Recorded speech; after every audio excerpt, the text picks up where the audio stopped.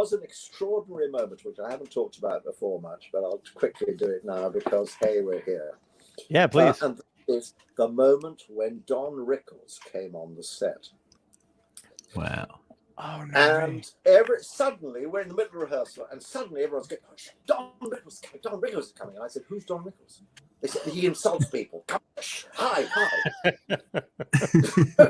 So we all hide behind the sofas, behind the curtains, whatever, in the set, round the back, whatever. And on comes Rickles, who I know nothing about because it's 64. I'm English. I have no idea what this guy is. And he's, oh, yeah, I forgot. They go there, they're hiding, and he comes, and then gradually people come out and he insults them all.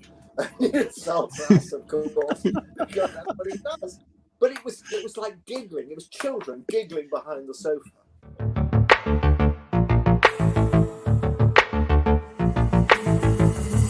Dystopia tonight.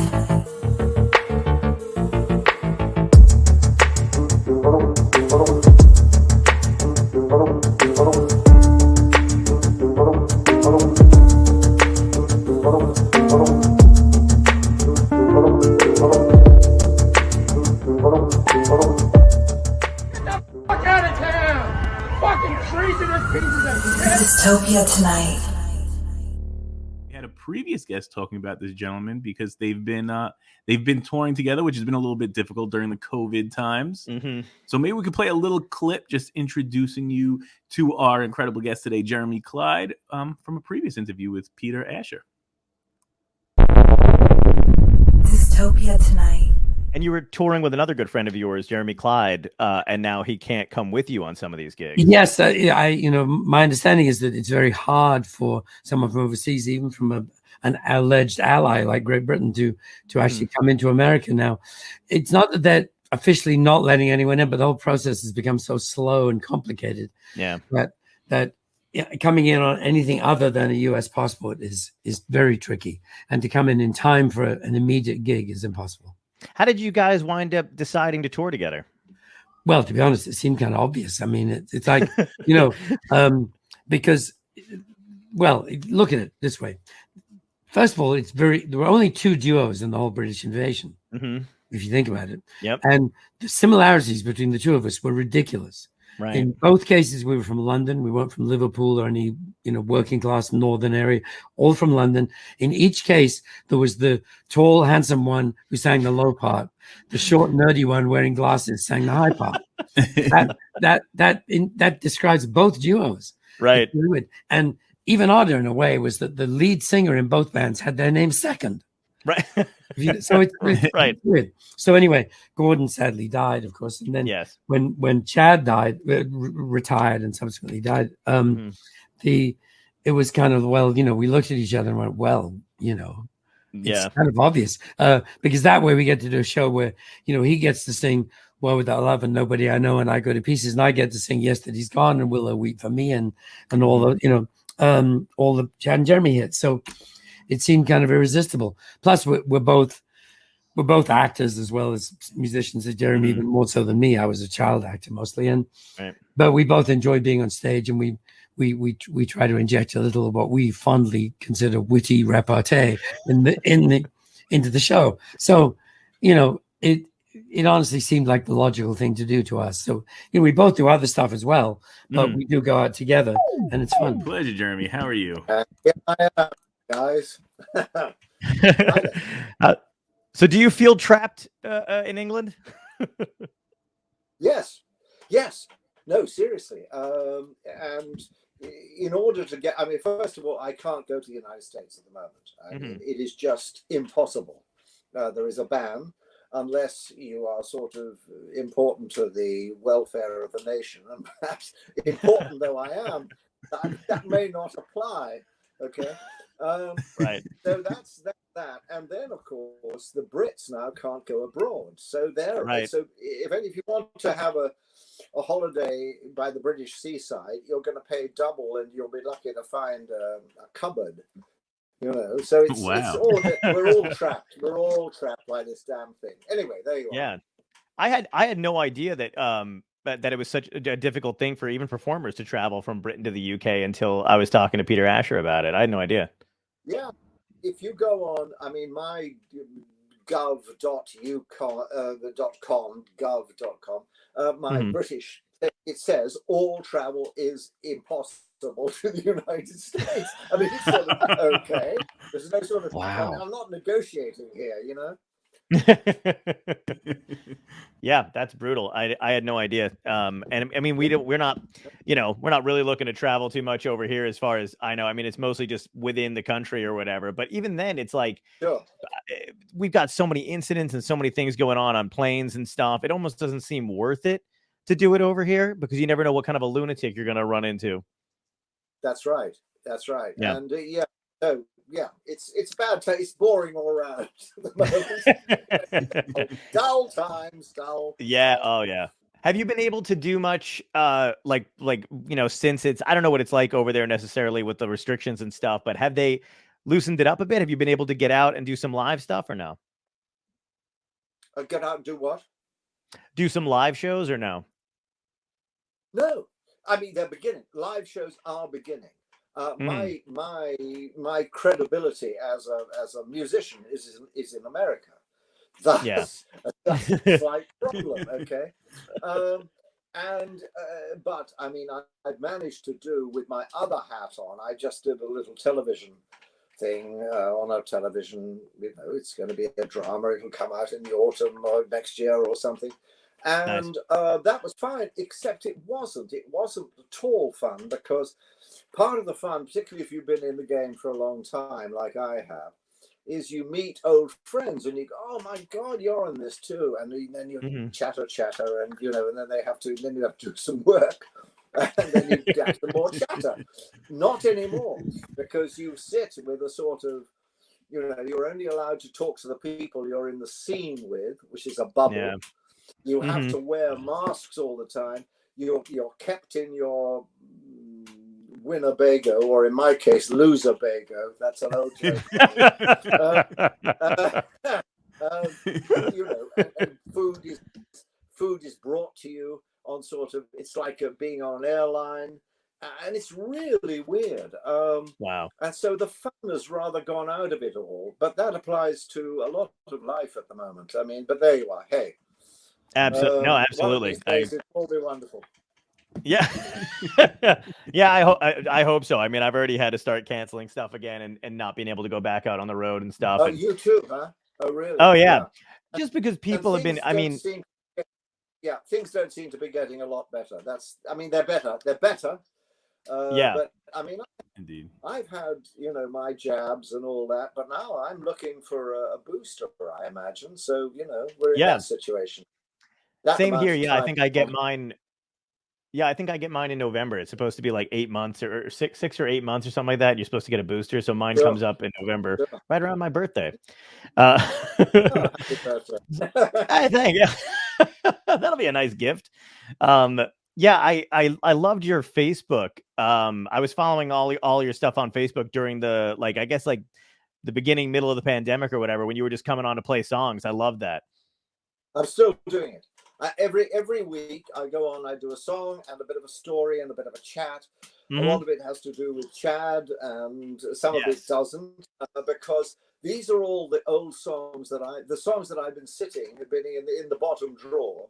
And Chad and I recorded some of them, but and one of them, there's a song called Zanzibar Sunset, which the fans seem to think was put from the 60s. Actually, I arrived with it in the 80s, and it's sort of become, everyone thinks it's for that.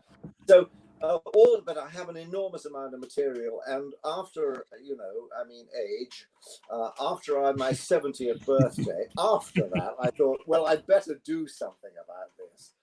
And so now we are into, well, I mean, number 7 is going to come out this year, and then I've got 8 and possibly 9, but that's a bit of a secret at the moment.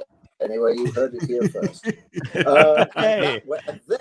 And then the draw is finally clear, and then I think I'll do a cover album, because that's what people do at the end of their career.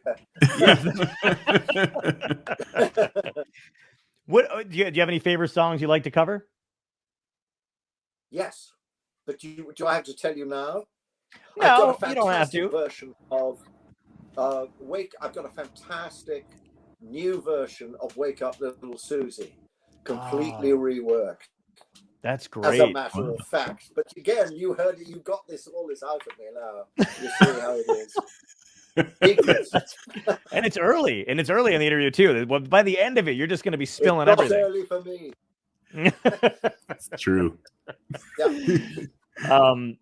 Yeah. One of the things I was looking for, and once I realized you were doing the songs that you'd said, like you said, you'd been sitting on there, the drawer sessions or whatever. One of my favorite songs that you guys did was a summer song. Yes. And I feel like I never get to see that played too much anymore. Well, every summer on the 60s programs, on the 60s shows, it comes, rocketing by. But hang on a minute. It's almost 50 years old or something. I mean, one doesn't expect a great deal of the thing about Summer Song was that it was a little throwaway track on the first album. And Chad had a couple of folky friends. And they had the beginnings of the song, trees swing in the summer breeze, that bit, the downward bit. Chad came on and they said, hey, we can't finish this. Do you want to have a crack at it? And he had a crack at it. And he wrote the bit that actually Peter Asher says. It's the bit that makes the song. And I completely agree with him, by the way. Peter's a very old friend of mine, but also, I mean, that's another story. And Chad wrote, they say that all good things must end someday, autumn leaves must fall, all that stuff, which makes the song. And it was just sort of tucked away, and it was released in England as a single and completely died. And it was the American DJs who found it on a sort of B-side or somewhere, or dug into the album, to the first album, and released in 64, so it's quite a long time ago now. And for summer, and it became a summer song, and that's the story of Summer Song. None of us, everybody else was chasing. The label was chasing singles. It's the old story. Wow. The old story. Wow. Right. Yeah, I never knew that it was somebody else's song originally. First, I always thought it was the perfect song to ease everybody out of summer and into the fall. It comes up in my mind every time, like around this time of year. You're absolutely right, because it's the memory of a summer romance, isn't it? Yes. Yeah, exactly. Yeah, it's a beautiful song. So you said you were friends with Peter Asher. Did you guys hook up in England, or were you around because it was that huge British invasion thing when everybody was coming to America? They were Peter and Gordon. Peter was my pal, basically. They were playing at a place called the Pickwick Club, which I used to hang out at. It was a big showbiz hangout place in the 60s, right? Wow. And they would sit at bar stools with two guitars and do Everly Brothers covers and a good deal else. And we were doing much the same thing, only across town, in the lunchtime break. And we were signed first by John Barry, the great John Barry, the great film music composer, starting a record label. He was the man who technically discovered us. And then people, this is called Tina's Bar. And there was quite a lot of buzz. That's how John came down. That's because there was a certain, we were doing quite well. They were selling a lot of drinks. And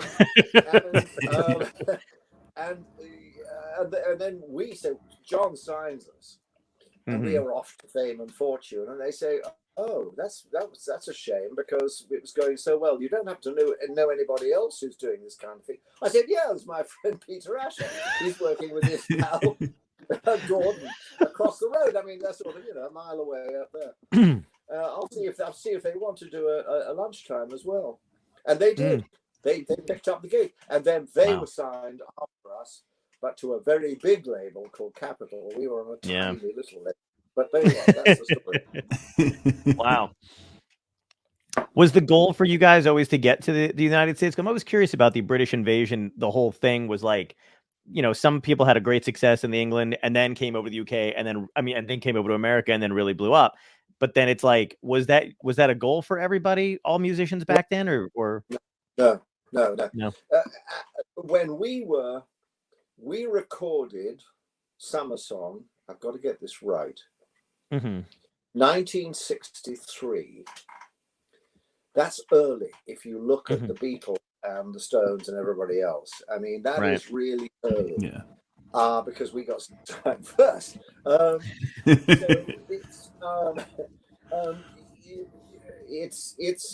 We were just in the right place at the right time. Wow. Nobody saw it coming. There's Sir Cliff Richard over here. Cliff Richard, huge star. Tried to break America in 63 or 62, and it hadn't worked. Nobody could crack America until, obviously, the Beatles, and then the Stones, and then everybody else. The point is, we were around. We had a chart hit in 64. We had chart hit in 64, and that was exactly the time when all the execs from the label came into town and said, "We want British acts. Give me a British act." Any British acts will do nicely. And there we are. And that's how we got swept up in this. Because, I mean, we were, kind of a folky duo.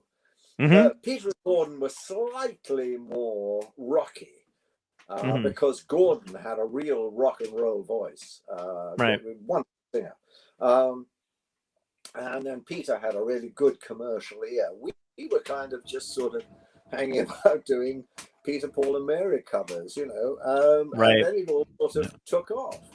So it was a bit of a surprise. So the long answer to your question is no, it was a great surprise. Nobody saw it happening. Wow. That's incredible, because it obviously, it left such a huge impact, especially in America and stuff. And you guys took off with an acting career, but before I get into that, I would love to talk about just like how you have found yourself involved in music and writing songs. Was that something you always liked when you were kids? Like how did that come about? Chad was he was first out of my brother, Chad. He was always referred to us as brothers, so that's cool. He was the man who he was Chad was he left us last year, sadly, indeed. He was a brilliant musician. He was a musician. We met at the Central School of Speech and Drama, an important place in America, in England, in London. It's a top drama school. And people knew that I did a few folk songs and sang, couldn't wait to sing and couldn't wait to play a few folky chords. But I couldn't find anybody to play with. And so this was September 1960. Somebody comes up to me, the new intake, I'd been there a year, right? And says, "Hey, there's a guy in the teacher training course. He's just what you're looking for. He can play Apache, big surfing hit. He can play it the whole way through." I said, "My God, you're kidding." And he's really good, and they play piano. What? Okay, so I finally meet this guy. It's like meeting God, and sure enough, he can do all these things, and he can sing, and he's been a chorister. Was a serious choir chap, and he knew musical theory, and he could play piano, and he could arrange. And I mean, what? So we became absolute best friends from that moment on, and he was the first. So I learned. I mean, I had, I don't know, a few folk chords and a few folky songs. But he taught me, opened my musical vocabulary to a great deal else, which I just couldn't play up till that point. I wanted to play, I didn't know how to do it. And so he was, and it was he who started the songwriting. And later, when you've got the bit of the vocabulary and you can, get out of D major to A major to E major, you know what I mean? Whoa, okay, let's go for a diminished fifth or something, you could say. and he taught me, and that's when I took up the songwriting. And in fact, if you look at our recorded career, you'll see he starts as a songwriter, and I end up doing most of the songwriting, and he ends up doing the arranging because he could do all, and he was really, really good at it. That's something I just read about, that your roles kind of switched from beginning to end with the songwriting. And that's right. Did you still, when you were writing the songs though, did you still kind of like have a system where you like ran it by him, kind of a thing, and like? Oh God, yeah. Yeah. I mean, first of all, the first songs were sort of written in the back of the bus. You know, because that's when we were there. And then I went through a sort of poetic period at one point. And started sort of scribbling things, and he arranged a couple of those and made songs out of those, and then eventually, I sort of started to go off on my own. No, but of course I would. Hey, what do you think of this? Is the first? Of course, he's my brother. You know. Yeah. Can we make this work? You know. Right. Somebody, we have people watching live. Yesterday's Gone was a #1 in Ann Arbor, Michigan, and years later, The Ark was a top 10 album. Loved you on Dick Van Dyke. Yes.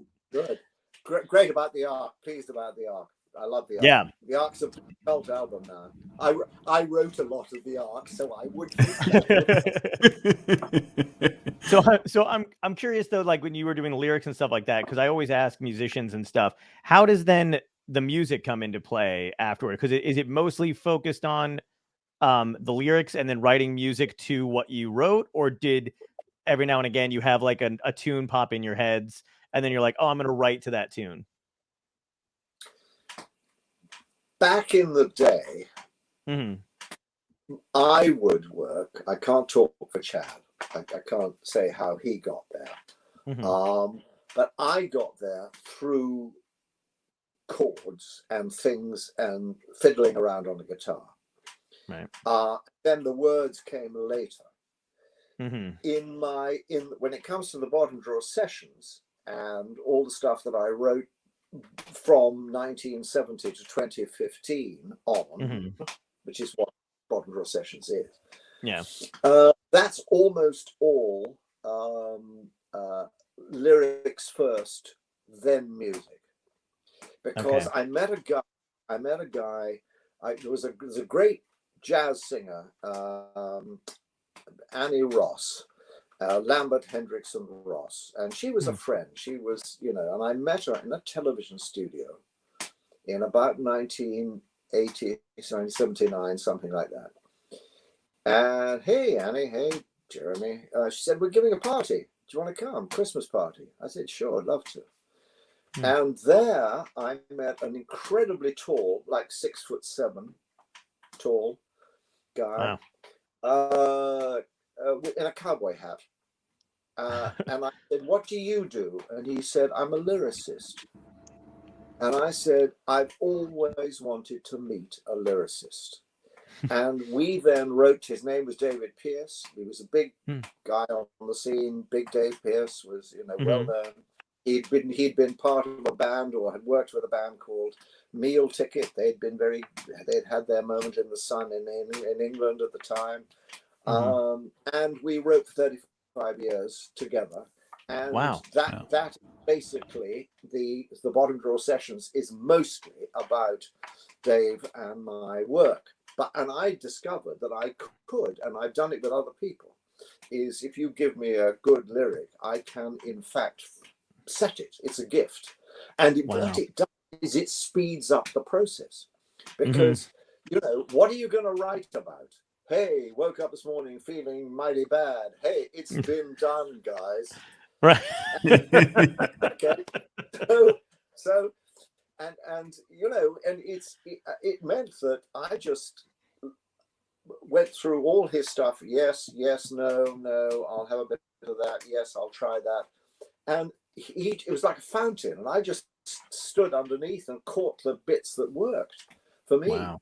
And it was wonderful. Anyway, so the answer is I now love to set lyrics because I don't have to worry about what to say because because it's already been done, basically. Right. Talked to a few musicians. You're the first one I know who does it this way, and I've always wanted to know like how it. Well, no. What the process.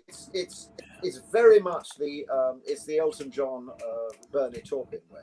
Bernie Taupin brings the Elton sets. Right. It's exactly. And what you get out of it, by the way, is if you can get quite literary poetry and music that way because the words are given equal importance. It's not just hey baby, hey feeling good baby. You know, I mean that's easy. Yeah. No, I always appreciate. I'm very much like whenever I listen to music, I always listen to. I mean, you know, there's those pop hits, which I always feel like. Everybody likes those kind of things because, you know, every now and again you want like McDonald's, you know what I mean? You don't want a real burger, but you want something quick and like, and I love that stuff, but And for me though, sometimes I really love and tune into lyrics and what people are writing. And I love to get into the meaning of stuff and what, you know, why they wrote, whatever they wrote. So I always appreciate that kind of work. And so what was it when you were touring in America and stuff like that? Did you guys like reach a point of fame where you had to actually kind of pull back from it a little bit? Because you did get really, really big when you were in America and stuff. But I know, you know, reading about other, you know, acts and stuff like that around that time or whatever, like it just got too crazy. Like the audiences got too kind of wild and it almost wasn't about the music anymore. Yeah, no, absolutely. It got silly because like everybody, we got tired of not being heard, particularly with us, because we are, you know, a little sort of quiet act. We're not going out there and, you know, giving it the full rock. Right. So what we did, the way we dealt with that was to go out into colleges and do our own just two-man show in colleges. Oh, nice. Right. And that actually sort of 66 onwards, we started to do that. And that had a real, that worked for us. And also we were able to keep a little bit of money because nobody talks about this, but it's true. The costs of touring, I mean, you know, the hotel rooms, the you know, everything, and then you've got the manager, you've got the you know, the agent, you've got the publicity guy, you've got the fan club. I mean, and then you split it between the two of you, and then you pay tax. I mean, come on. Right. So a two-man show really works. A one-man show works even better. Did you stay on the campus when you were doing the colleges back then, or did they keep you away from everybody? No. We were invited to campus parties. Oh, that must have been crazy. Yeah, a little, but in a funny kind of way, they were kind of kids, and we weren't. Oh, it was gotcha. Kind of interesting. Yeah. It's interesting. I got a view into American campus culture, which I wouldn't necessarily have had before. So there you are. Whoever. John Belushi. Yeah. So you did. I know you guys did TV when you were doing your music stuff. But you were. Is that how you started to get into acting when you came there? Or were you an actor before in England? No. Whoa. I have done 3 years of training to be an actor. Hang on a second. I've done 3 years. Just gonna get in.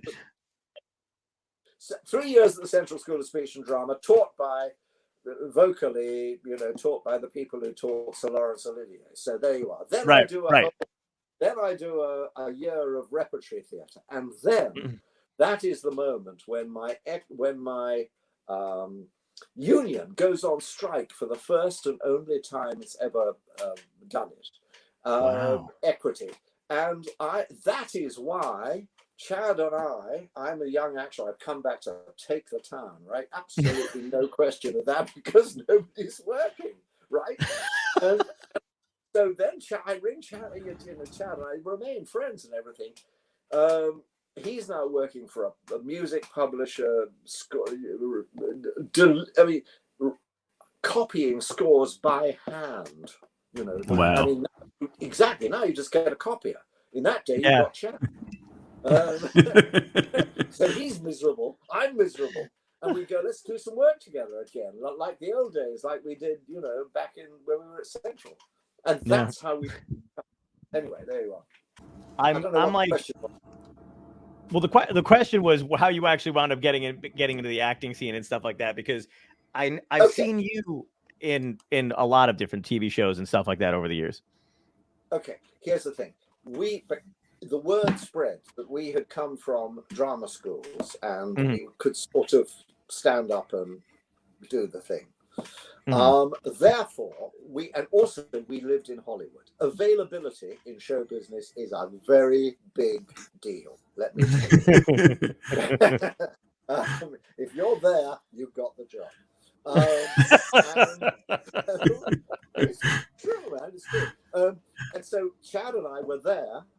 We could handle dialogue, and if anybody wanted to do a gag about the British invasion, we were the go-to guys because we could do it.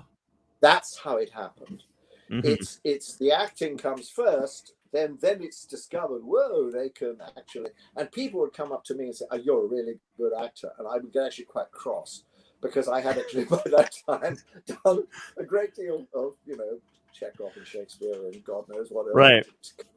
Anyway, so now I'm back now. People are saying you're a great actor. Anyway, I love that.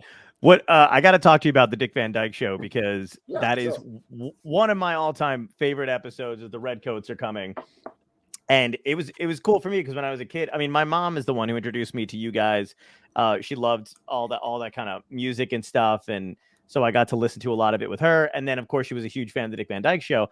And she was basically just like, hey, you know, the band the group we listen to, Chad and Jeremy, well, that's them playing like a version of themselves called the Redcoats. And I was blown away by that as a kid. But it's still today one of the funniest. It holds up so well. Yeah. It's one of my favorites.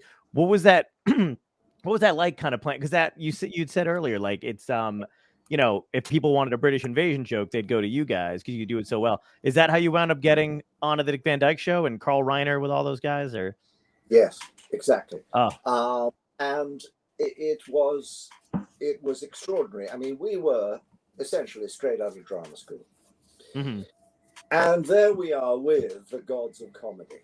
And what was so extraordinary, and it's not always the case, but they were. I mean, I'm talking about Dick and Mary Tyler Moore and everybody right down. They were as nice and as sweet and as generous and as kind as you would hope they would be. They were just like they were on stage as off stage. And that's not always the case. And what was wonderful about it was that what would happen is, how it works is you arrive on the Monday and you have a read through in the morning. Then they send the actors away, and there's a massive rewrite goes on. And then you come back on Tuesday and you do another version, and then you start getting it up on its feet until Friday, when you have a technical rehearsal, and then they bring the audience in Friday night. You do the show, one take, couple of retakes, nothing much, and that's it. Cast takes a rest. It all starts again. In the period where the Tuesday to Friday, where everybody's just trying out stuff, that is when, I mean, I just felt it was like the old days. I mean, it was like being an actor again. I was thrilled. Right. I came up with this ridiculous gag, which you may remember, John, which is, I come into the Petrie household and say, do you know what we call one of these in England? And Dick goes, no, what? And I go, a chair. Now, listen, it's not that funny. Guys, it really isn't that funny. I came up with that in rehearsal. I just sort of, riffing. And Dick said, oh, that's great. That's fantastic. We're going to keep that in. That's brilliant. So in it went. And the extraordinary thing is, and this is true story, is I never thought much about this moment, except I don't know, about 10, 15 years ago, something like Chad and I were checking in at some airport. And the guy looks up from behind the airline desk and he sees the guitars and he sees us and he goes, "A chair." It lasted. Anyway, so the answer is they were absolutely super. There was an extraordinary moment, which I haven't talked about before much, but I'll quickly do it now because, hey, we're here.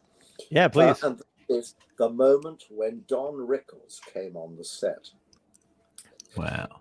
Oh, no. And suddenly we're in the middle of rehearsal, and suddenly everyone's going, "Don Rickles is coming." And I said, "Who's Don Rickles?" They said, "He insults people." Come, hi.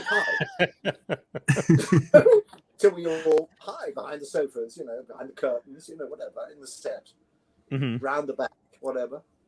And on comes Rickles, who I know nothing about because it's 64. I'm English. I have no idea what this guy is. And he's, "Oh, yeah, I forgot. They go there, they're hiding." And he comes, and then gradually people come out and he insults them all.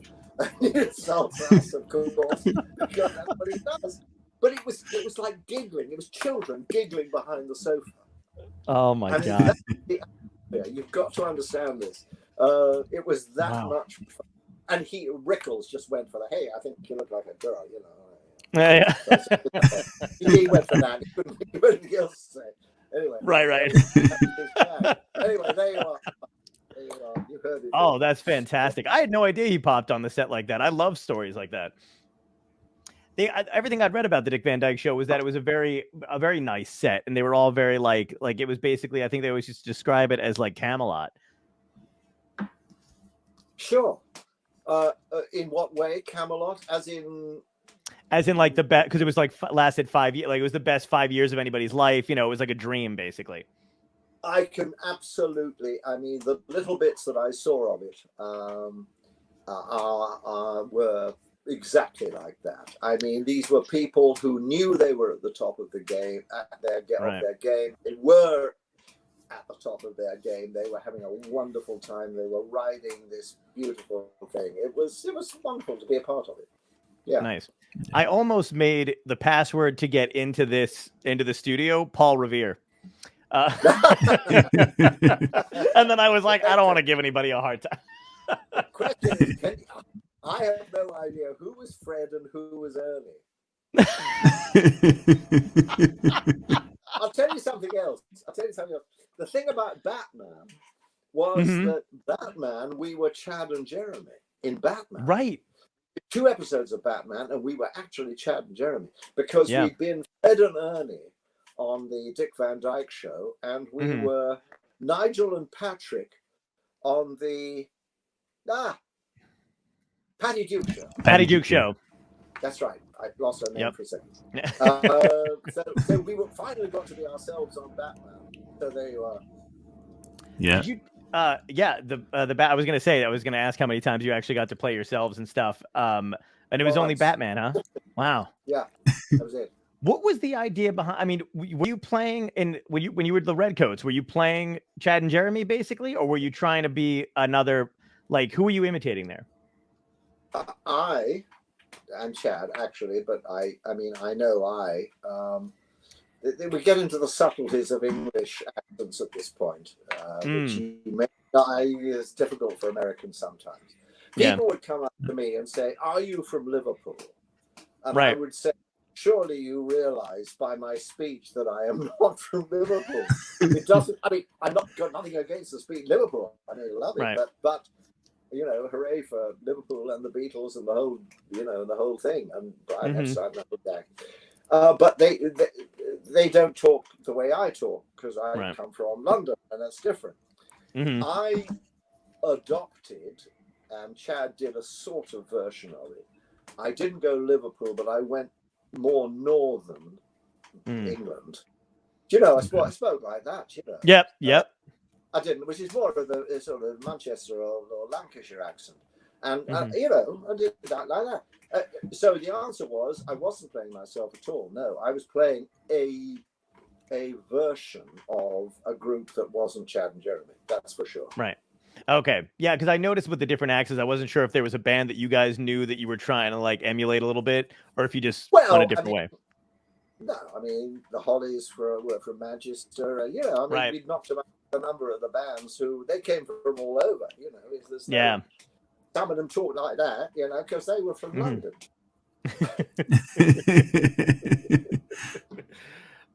Did you ever do any voiceover work? Yes. You did. I was going to say, did you like doing that kind of stuff as it went? Because I know you did some, some of the cartoons and stuff like that. But did you prefer coming from a classical background and do it? I think Chad played. Chad he'd gone into the teacher training course. He wasn't really an actor. And he decided that he wasn't really an actor, and he left the drama school quite a year early. Actually. Right. Wow. At the same time as I left, he didn't go back because Chad was immensely talented in any number of areas. He could draw very well. He could, he's incredibly musical. He could act a bit, but he wasn't an actor. So there's a difference. Right. Where was I going with any of this? Yes, I know. He was asked, he was available and around when the Jungle Book was being cast. That's where you're right. Yeah. And he did a really good, he's a clever guy, Liverpool accent, and played one of the vultures as a sort of Beatley vulture person. Yes. Oh, wow. And did all that, absolutely brilliant, and never did anything more after that in terms of voiceovers. Okay. In my life, do I do voiceovers? Yes, I do. That's one of the things I do to keep the home fires burning. Well, that's what I was wondering too, because I know from your background and stuff like that, but the voiceover acting, I always wonder if people prefer kind of being able to be in a studio without having someone to act off of, or if you're by yourself most of the time. Is it frustrating to do that kind of work? I know it's fun, but I mean, like, it's for somebody like, who you're used to listening and responding off of somebody. Well, what's that like? There's also a thing that happens in England, although less and less, it must be said. And that is radio drama. And I've done a lot of that too. Okay. So if you're talking about working with somebody across a microphone, real old school stuff, particularly in the old days, people will be pouring your tea for you. Would you like another? Yes, I will. And stuff like that, real old school. So I've done all that, and that is you are working with somebody, absolutely. But on the other hand, if I'm just doing voiceovers, commentaries, documentaries, that kind of thing, I'm very happy to be sitting there, being well paid and listening to myself only. Nice. You were in Downton Abbey as well. I'd love to pick your brain about that a little bit too. When you're doing these British shows and stuff like that, do you kind of watch them beforehand? You know what I mean? Like, are you interested in that kind of stuff, or the fact that you're from, that area and in general, you're just kind of like, I'll just do the role and then see how it plays out. You know what I mean? Like, well, it depends. I mean, because over here it was huge. It was like, Abbey, Downton. I mean,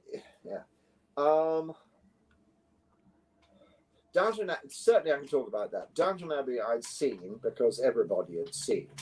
Whether I remain a devoted watcher of Downton Abbey is another matter. It's not really my thing. Right. Not really. However, and the part that I had, my tiny little part, I did a cameo for Downton. It's just because it's something that worked for America and all that. Yeah. And so it didn't really require a great deal of my working out who was Lady Mary and who wasn't, or whatever, and who was the Duke of Piddly Bush. I didn't have to worry about any of it. All I had to worry about was getting my lines up. Right. But I mean, I knew quite a lot of the cast anyway because of that's my game, and that's what I've been in it for a while, and so it was nice to see old friends, and it was fun. It was a good day out. That was me. That's Downton. I think one of our viewers had a question. I don't know if you want to grab it. Yeah, I'll bring it right back up. Because we were talking about, I think I saw it. Yes, I can. All right, John. When John asks about the Ark, I'd like to know how these Gary Asher be getting fired from Columbia. Here's the thing: the Ark was Gary Asher. Chad had always wanted. It sounds silly now because things have moved on, but if you were with a big label, you had a producer, and they gave you the producer, whether you liked it or liked them or not. Mm-hmm. You were just given a guy who you'd never met before, who was going to be this is your producer. And Chad, particularly, because Chad, being more of a musician at that time than I was, wanted to be a producer, wanted to produce himself. And every time they said, no, absolutely out of your mind, no, we're not with our budgets we're dealing with, absolutely not. So there was always a tension. Some producers we got on better with than other producers. And Gary's brilliant. Gary, I have a great deal of respect for Gary. Chad and Gary fought a little bit, sometimes more than a little bit. But Gary went to bat for us in a way that, the loyalty, and he took the heat. They were going crazy upstairs. We were making sort of absurd, strange, sort of psychedelic records downstairs. They were going, why are they spending all this money? My God, they've been in the studio for 15 weeks, and what have you got? Nothing. And so Gary went to bat for us. And so what happened was that the Ark, which is now one of his masterpieces, and I'll give him absolute credit for this, and Chad, and Kurt Betcher, who was then brought in as a friend of now a very, very renowned musician, and he was brought in to do harmony stuff as well. So we had like 3 producers on the Ark, which kind of left me, by the way, sort of sitting on the sofa going, guys, we've been here for most of the night. Can we go home now?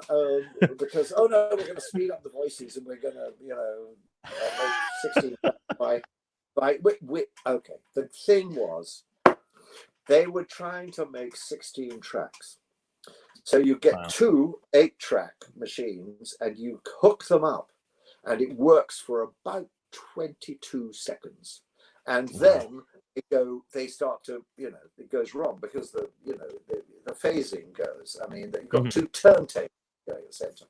So all these effects, were actually very problematical as far as I was concerned, because I'd done my stuff. I'd played my guitar part, written the song, sung my part, sung another 3 parts because somebody in a key that I couldn't handle anyway because it was right up there.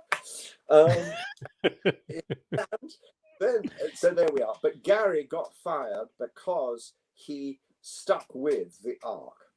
He got Columbia, and so I have a great deal of respect and thanks for Gary and for what he did, because the Ark is it's very much of its time, but it's my favorite Chad Jeremy album as it happens. Oh wow. No. Do you have a favorite? You have a favorite role? You have so many. You've been in so many things. Is there one that stands out to you as like the one that you cherish the most? It doesn't have to be the biggest. Just is this something that? The trouble is, it goes like this. I've done the West End is what to London is Broadway to New York. Broadway, yes. Mm-hmm. So I've done 8 appearances in the West End over the years. Wow. Okay. and a few films and a bit of telly and a bit of this and a bit of that. A lot of my favorite stuff has been stuff that was, has now gone. And because it was theatre. Mm-hmm. So the answer is yes. I mean, I can name some really sort of. You're only as good as the material you're in. If as an actor, you cannot rise above your material. I've learned this. I've been very ordinary in important shows that have been commercial. I've given a perfectly okay performance. I might have been actually rather better in something that nobody saw. So there you are. I can name you things now, but I don't think for your audience necessarily they would be of huge interest. That made it onto the screen. Shulkin the Painter, for example, is I was very proud to have been in Shulkin the Painter. The British Film Institute gave it a special evening, and so on and so on. SCHALCKEN is a judgment. Nice. Shulkin the Painter. If you ever can find that, that's one I'll admit to. That was perfect timing, by the way, because you said it and I clicked my pen to go write it down and you started spelling because in my head I was like, how the hell do you spell that? But I was like going to phonetically do it and you just came right out with it. Okay. Perfect. Cool. Do you have a preference at this point as far as acting and music, what you'd like to continue doing? One do you like better than the other? Well, it's an odd business, isn't it? I now, because I mean, I've just done a bit on a telly in England, and it was fine. I had fun. I had a great time. But I believe more in my own work now, and that includes Chad's, absolutely. And so, in other words, the not only am I busily recording everything that I've got in the bottom drawer, which is beginning to get quite a following. And I'm proud of it. I'm proud of our music. I'm proud, and I'm also. What's interesting is if I go back. So the short answer to your question is yes. The music has kind of taken over because the parts get smaller and less interesting. It's quite simple. I mean, you get older and you get, you got a day on something and you come in and you play the old guy and you leave, and the young people are sorting it all out. You know how it is, right? And so the music now is I am very proud of and very interested in, and it gives me immense pleasure. And that's so music, and it's probably way more creative. On the other hand, if you offered me the greatest part I've ever seen right now, I'd take it, and that would be the end of that. So you know what? I'll get working on it. I'm not kidding. I've got a couple projects in the work. I got your number now. I'll give you a call. Okay. But I know what you mean. Like, it's the creative freedom to the music. In my head, I would imagine that would be more fulfilling than acting, unless you were, writing your own stuff to perform, like in a TV show or a play or something. Yeah, I mean, as I said, you're making somebody else's dream come true. Right. And with the music, I'm making my own dream come true. So it is. Having said that, I mean, if the dream is a really wonderful script, I mean, well, but then they're not going to come along every day of the week, and there are a lot of people with grey hair who could do the part before me. But you seem to be like a true thespian, though. Like, you truly enjoy the art of the theater. Like, beyond just like the smaller roles, you seem like you really embrace that. I do. I admit to that. I love live performing. I'm a performer. So, give me a guitar, show me the stage, or give me a part, and hope I can remember it. Absolutely. So right. I am. But I'm a committed. That's what I do, and that's what I've always done, and that's what I wanted to do. right from a very, very, very early age. And people would, grown-ups would say, "Oh yes, and next week you want to be a train driver." I said, "No, you don't understand. This is serious." Right. So now I have to ask, because as a comedian, you guys, you and Chad, hilarious. I've seen you in interviews. I've seen you talk. I've seen some footage of you guys performing live, and I haven't seen you and Peter, but Peter had mentioned that you guys have your witty British banter that you hope, whatever. Is that all natural? Is that somebody that you guys write? Do you try to riff when you're on stage together, and then if it works, you bring it back? Okay. I'll tell you, Peter and I, our show, somebody very grown up and, sort of Broadway person came to see the show. "Oh my God, this is great. Who wrote this material?" And Peter said, "Well, we did." And the answer is, you sit down and you say, "Right, okay, let's work backwards. World Without Love, that's the big finish. Summer Song before that. We got a thing before that. Then we go before that. And we better, how are we going to open? Oh my God." So then you go, "Well, what's the link?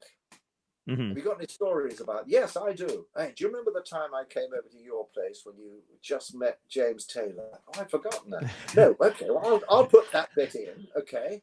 And then you can say about James, and that gets you into it. And so that's what we. Once we got that done, we kind of knew where we were going. We felt free to riff as well. But it should look very natural, organic. And indeed it changes slightly each night. But the answer is no. It's scripted it's lightly scripted. Scripted. Yeah. That's beautiful that you guys write it together though too. I love that. Yeah, it was easy. It was fun. I mean, it was just like Peter and I. I mean, Peter did. He called me. I'm in London. I was doing a play at the time. And in the West End, and Peter calls me and said, "Hey, you're not going to believe this. I've met this great guy. You've got to come over and have dinner and meet him." I said, "Okay, sure. What do you say?" "Okay, yeah, all right, come over." So I went over. It must have been a Sunday or something. I was working, and he said, "Hi, this is James Taylor." And I said, "Okay, right." He said, "Go on, James, sing a song." And so James sang 3 or 4 songs. Sat there, very shy, very nervous, and I said to Peter, "Well, it's brilliant, yes, brilliant, well done." And so that's Peter and I. I mean, we go back to that sort of nonsense, and of course, that's Jane, incredible. I worked with Jane before. I mean, Jane Asher is, listen. I used to go over. We talk about it in the show, hanging out in Paul's bedroom at the back of Walpole Street or Wimpole Street. Right. And him and Paul and me just, setting the world to rights. None of us can remember what we said, but there we are. Sure. What? Oh, somebody said, "Have you ever been offered a CBE, OBE, or MBE knighthood?" Amazingly, I have not been offered, but I'd always thought Sir Jeremy Clyde had a certain ring to it. Yeah, I agree. Indeed. We'll petition that for you. I may just tell you what I could do. I just suddenly thought of this. I mean, hey, it's that kind of evening. I just suddenly thought of this. I could change my name by deed poll to Sir Jeremy Clyde. I like it. This will work. Oh God! I will exit this interview by calling you Sir Jeremy Clyde. Please. We're just going to start it here. Oh my God! So Peter had told us a couple things about some random weird instances with fans, and I'm wondering if you have the same encounter. He told us that there was one fan. They were leaving this area. They got rushed. He had dropped his glasses, and he said at the time that they were pretty, they went with the act. It was like a Buddy Holly kind of frame. Sure, and he ran back to grab them. And one of the women chasing them stopped and ate the grass that his glasses were on. They were on the floor. And he was watching like from the limo and he went, "Oh, that's interesting." Do you have any bizarre fan encounters over the, back in the day? 2 come to mind. Yes. Right. Chad and I are playing a theatre in the round in Orange County, or anyway, certainly in California. And to get onto the stage, you come through a sort of like a tunnel, like sports people do, to get onto the. And Chad is going first. He goes first. He's got a guitar. I've got my guitar. We're kind of running. And a girl jumps from the top of the bleacher, so to speak. That's 6 feet above, 7 feet above. And not that high, but even so. And hits Chad like that. I mean, wow. Oh my God. Jumps up. And Chad was furious. Not for him, but for the guitar. He was really upset about the guitar. And right. On the sort of bizarro meter, I can probably outdo Peter in that. Not that one wants to, because it was so sad. Oh. There was a young lady who followed us around and wrote us letters in her blood. Oh, my goodness. Bandages around her wrist. Oh. And I mean, was slitting her wrist and writing letters. Wow. Oh my goodness. And she would tend to invade the stage with these hands up and the bloody bandages. It was, there you are. I mean, wow. That's not a story I tell much because it's such a downer. But, right. Okay, cheer up, guys. Let's talk about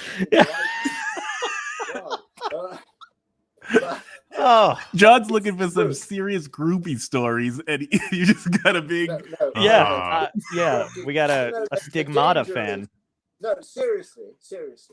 The danger is that everybody knows this, and God knows. I mean, the bigger you are, the more danger of the situation you are in. There are crazy people, and I don't need to. We can all think of immediate, instances of this.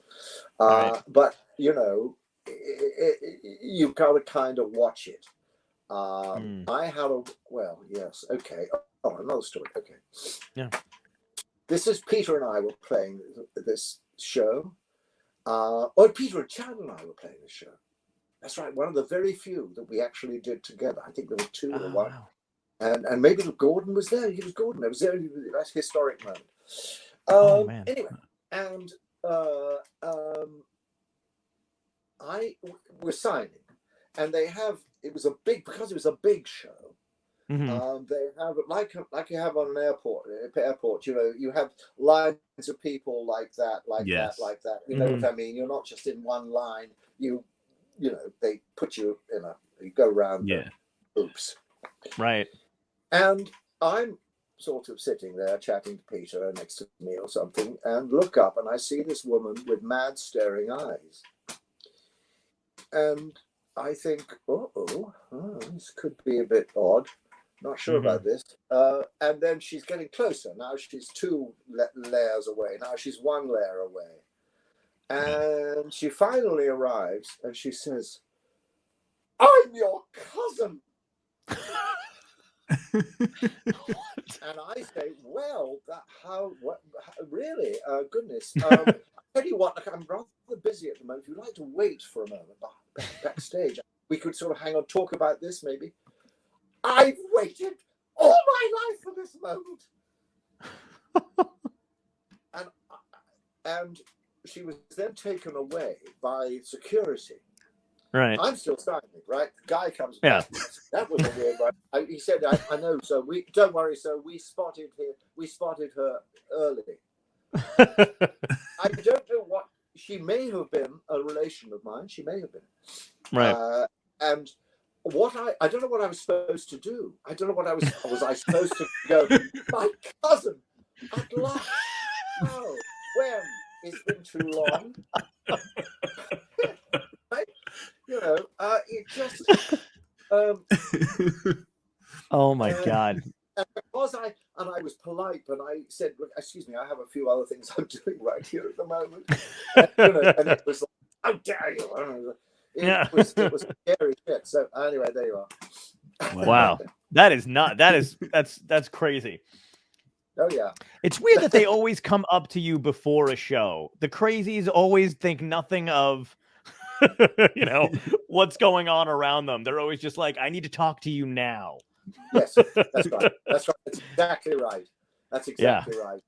And you kind of get an instinct for it all. Mm-hmm. You begin to go, hello, watch out. There's one on the left. Careful.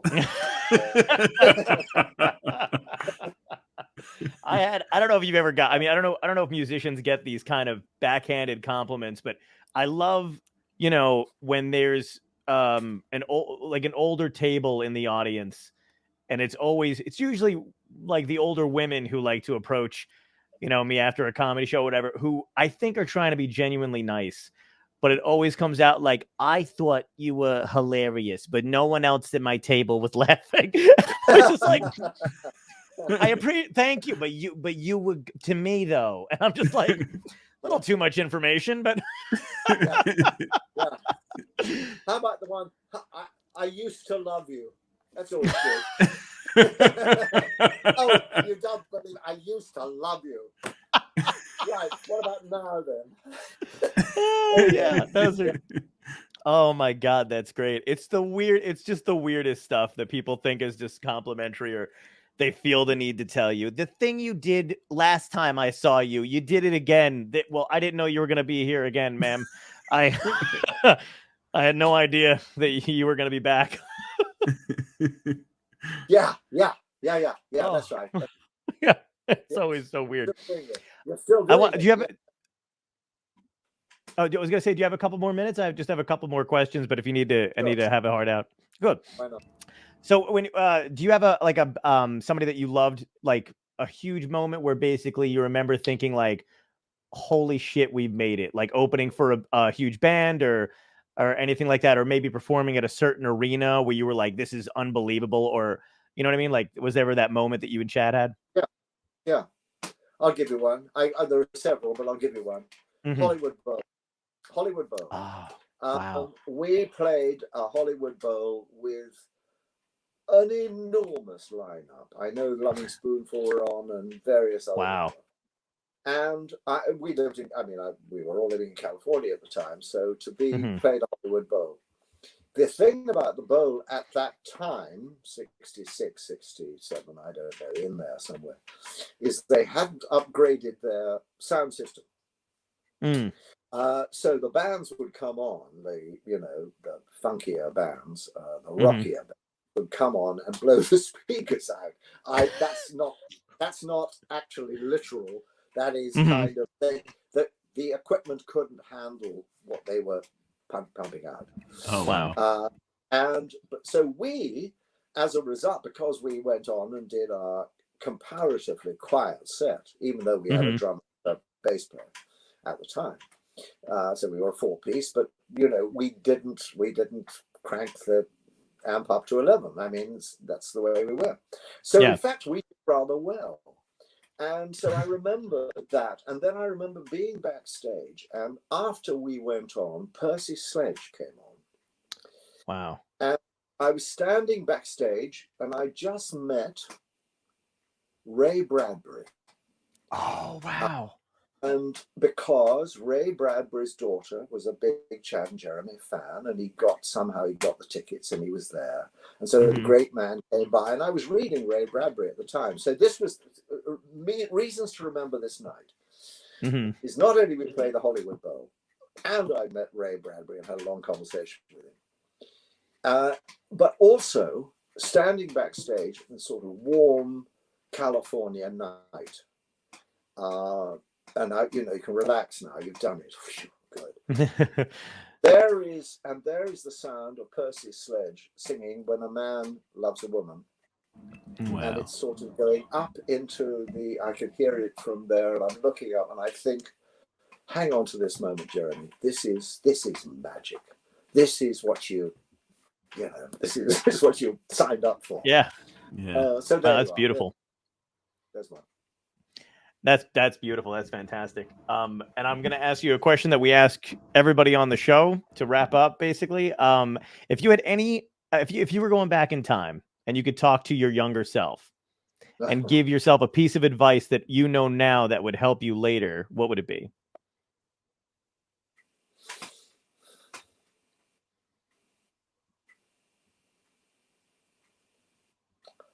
Ooh.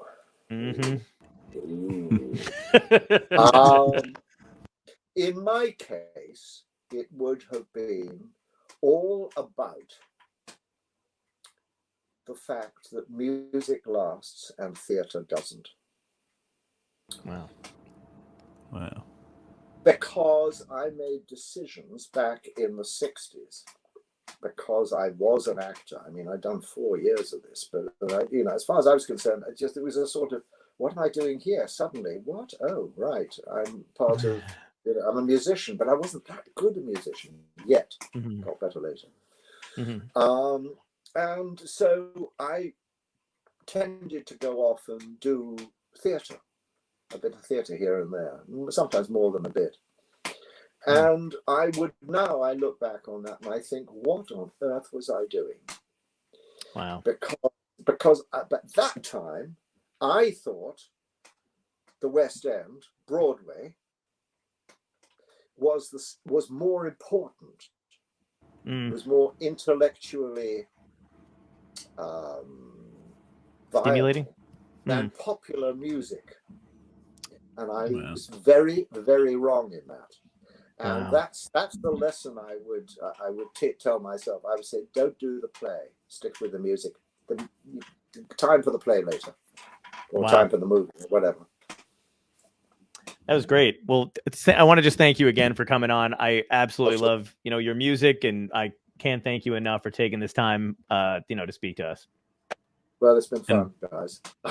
Just such a pleasure and honor to meet you. Yeah, it's been great, man. Thank you so much. And I hope you get to come back to the U.S. and tour, because I'd love to get to see you and Peter live and, and get to meet you in person. And John thinks he might be your cousin. And also, and I do bottom drawer sessions shows with my little band as well.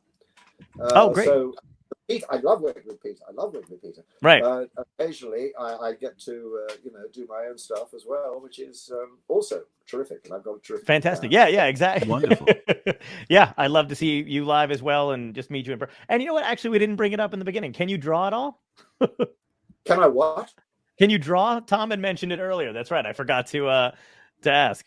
Because you can do. You're an actor. You're a musician, and we've had like the full gamut on the show. If you could draw, you'd be the trifecta. And he's funny. And you're funny. I can draw cartoons. I'm not terribly good, but I can draw. So can I. Great. Perfect. Look at you. So you're funny, quick on stage, musician, classically trained actor, and you can draw. I'm out. Hey, that's it. What could possibly go wrong? This is my last show, everybody. We've done it.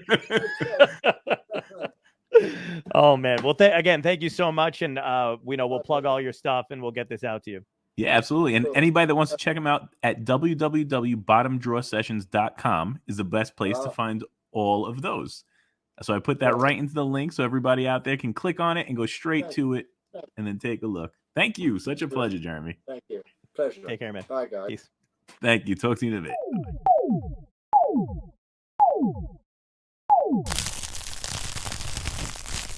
Dystopia tonight.